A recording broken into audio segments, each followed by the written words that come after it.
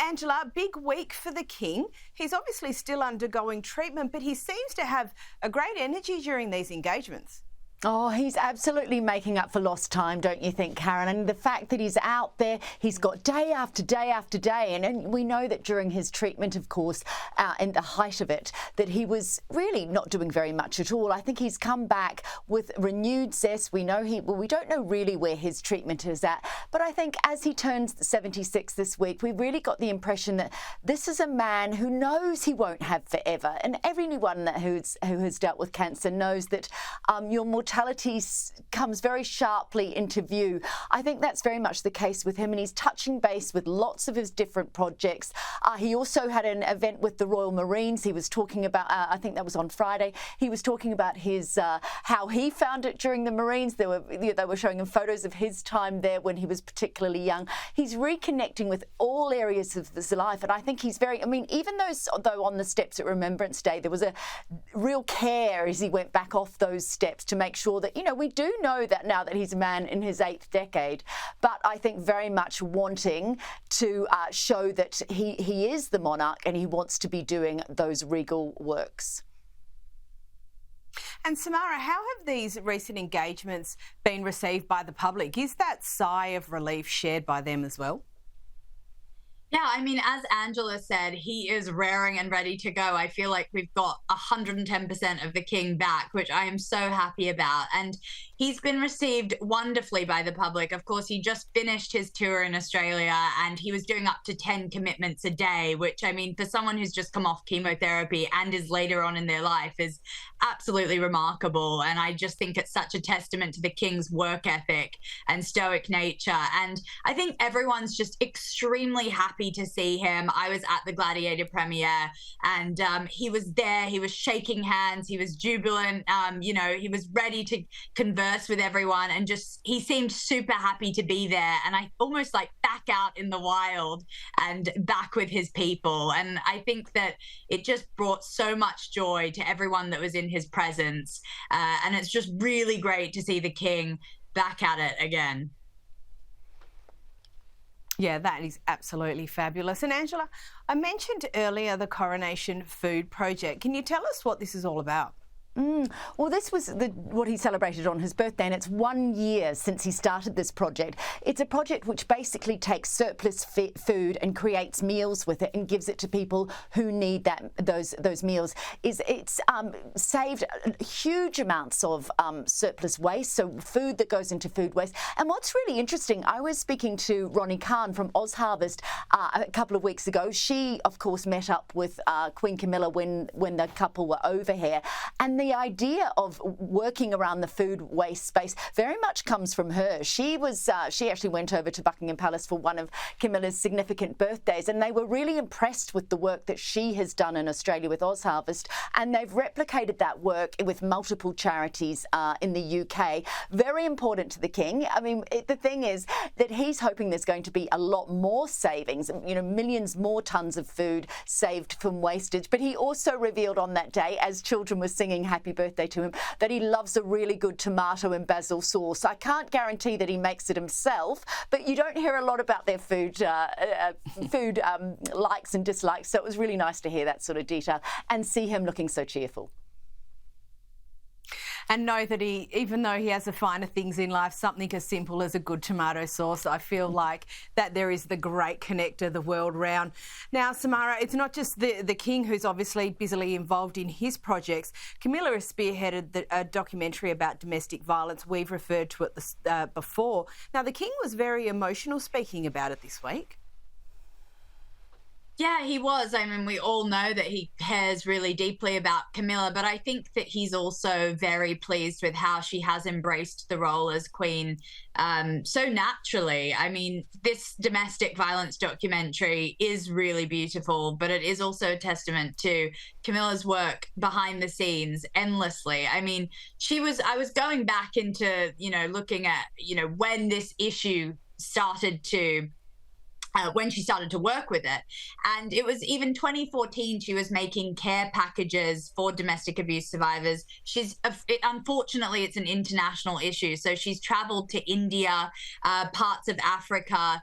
She's done a lot of work here in the UK, and she's clearly done a lot of work over a 10-year period for this issue. So I think it's all come to a head in this new documentary, and it's really nice to see that she's really embracing her new role and using it for these just causes that really need light shined upon them. And Camilla's definitely the one to do it. She's so no nonsense, and I think that she's shown that you can be strong within your relationship with someone who is like the king and has all the power. I think that she's actually shown that she's almost like a role model for that sort of thing.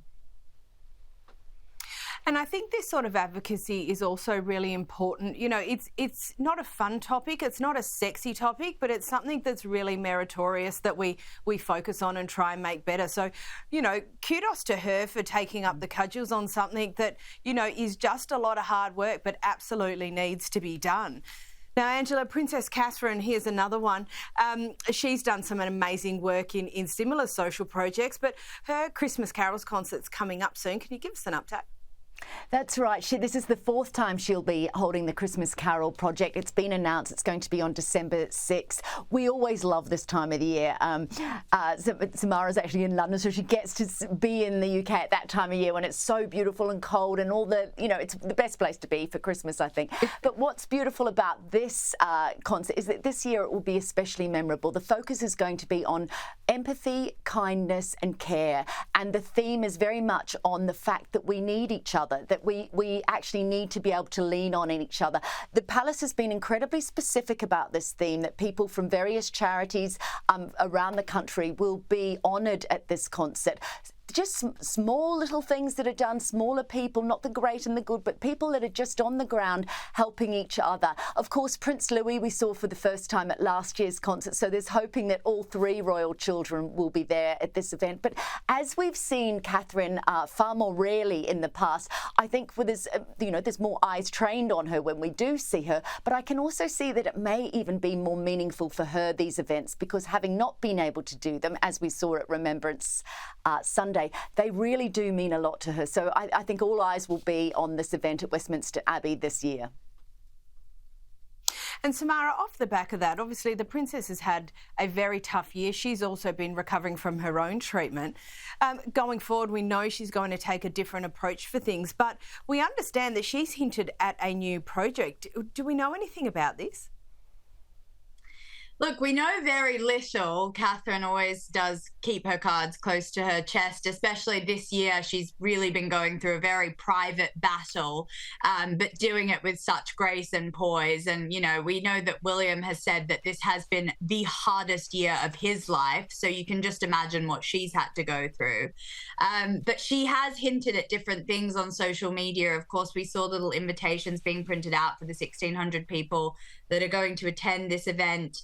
And I think she will make an announcement coming up. And just as Angela says, I think it will be something that's very close to her heart, something that maybe is interlinked with the cancer that she's suffered, and something that will be direct to the people that are actually affected. And that's what the royal family is always so amazing at, is actually connecting with the people and making sure that it's the, you know, the hidden survivors that actually get the time and care instead of, you know, the more public people. So I think that Kate always does such amazing initiatives, and I'm really excited to see what this is going to be.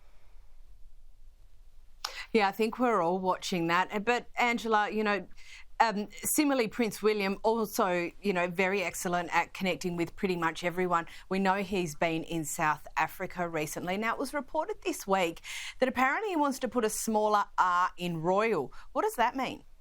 Yeah, I think this is really interesting, Cara. I think this, to me, this is as important as Charles wanting a slimmed down monarchy. And what I think he's saying by the small R, well, he's given some indication that he wants it to be royals to be more focused on philanthropy, small groups, convening, collaboration, very much about empathy. And I think what's really interesting, this is away from the crowns and the castles. This is getting down with the people. In fact, we saw that this week, that we've got a special clip here of William meeting with some people in Ireland.